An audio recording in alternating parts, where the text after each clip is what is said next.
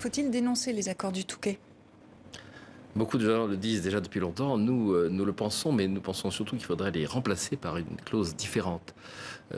Avant de parler des accords du Touquet, je voudrais seulement redire que la joute verbale qui est en cours, elle ne comporte, vous l'avez remarqué, aucune solution proposée pour l'avenir. Alors justement, on va s'intéresser aux solutions. Vous remplaceriez ces accords par quoi? Les solutions, il faut pouvoir partir pour regarder les solutions de l'analyse des populations qui sont à Calais et qui cherchent à franchir la Manche. On le sait mieux depuis cette année puisqu'il y a des gens qui arrivent à traverser. Il y en a même 25 000, 30 000 depuis le début de l'année en bateau. Et quand ils arrivent, c'est ça qui est frappant, ils demandent tous l'asile. 98%. Ils l'obtiennent dans les proportions habituelles des demandes d'asile en Europe. Donc on a affaire à des demandeurs d'asile et c'est là qu'est la difficulté que créent les accords du Touquet et de Sangatte, Touquet pour les bateaux et Sangatte pour le train, parce que ces accords ont pour effet, une des clauses importantes de ces accords, c'est de dire que toute demande d'asile formée à la frontière britannique qui est en France doit être traitée par les autorités françaises, selon le droit français.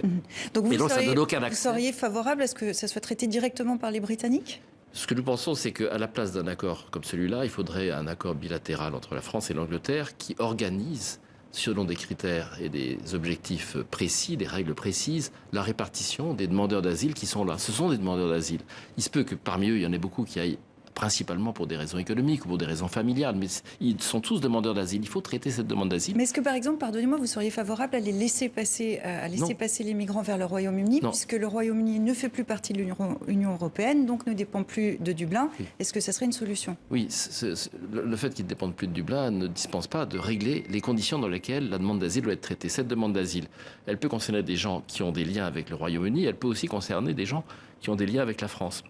Une des raisons pour lesquelles les demandeurs d'asile ne font pas leur demande en France, c'est que beaucoup sont ce qu'on appelle des dublinés, c'est-à-dire qu'ils sont entrés en Europe par un autre pays et ils craignent avec quelques raisons, d'être transférés vers ce pays d'origine.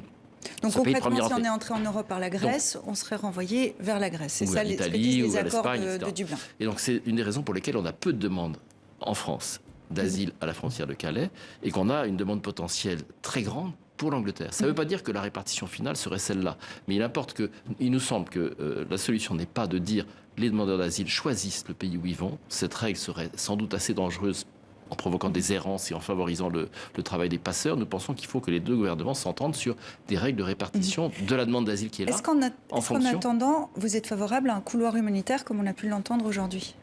Un couloir humanitaire, c'est une anticipation de ce que nous disons là, de ce que je viens de dire. C'est qu'il faut... Mais le couloir humanitaire, il ne dispense pas de regarder exactement quelle est la demande d'asile qu'on a devant nous. Et la demande d'asile, elle peut être fondée sur des liens qu'on a avec le Royaume-Uni, par la famille, par la langue, par le passé. On a déjà travaillé là-bas. Ça peut être un motif, mais il faut que ce motif soit écrit et qu'il y ait un critère de répartition de la demande d'asile qui est à Calais. Vous êtes optimiste quant à une sortie une solution? Je suis convaincu qu'on arrivera tôt ou tard à cette solution. Même, j'ai entendu le ministre Darmanin dire qu'on pourrait avoir un accord qui désigne pour le regroupement familial un certain nombre de ces migrants pour retourner en Angleterre, rejoindre l'Angleterre. Donc l'idée de migration, d'ouverture de voies légales de migration vers le Royaume-Uni est assez souvent avancée. Nous disons qu'il faut traiter ça pour ce que c'est, c'est-à-dire une demande d'asile. Simplement un dernier mot.